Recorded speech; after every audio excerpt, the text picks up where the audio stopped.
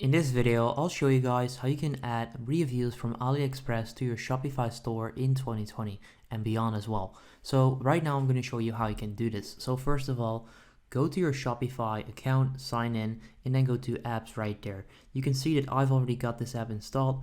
It's this one right there, Lux. So just click on visit the Shopify app store, which will then take you over to the app store. And then like I said, you want to search for Lux and then install that app. Now it's a paid app, but they also have free trials and free plans available. So just choose this one right there and use the free trial. Now once you've got that installed, you want to click on it and you then want to click on import reviews, which I'll show you right now, which should show up right there. Yes, there it is. So click on import reviews right there. Then click on import to Lux, select this and then drag this onto your toolbar right there.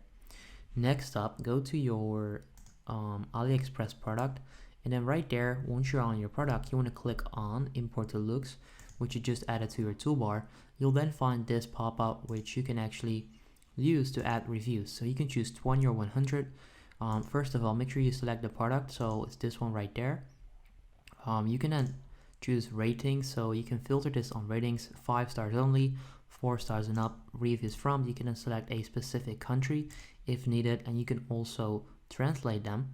Now once you're done setting this up, all you need to do is click on preview and import. So you can then manually preview the reviews, so you can actually import or reject. This one looks pretty cool, so I'm going to import this one. This one looks fine as well.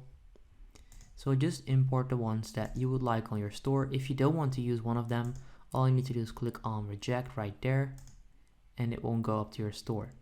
So that's how you can do this. So simply keep doing this until you're done, and that's pretty much how you can add reviews onto your Shopify store or Shopify product page. So if this video helps you out, make sure you go ahead and leave a like on the video.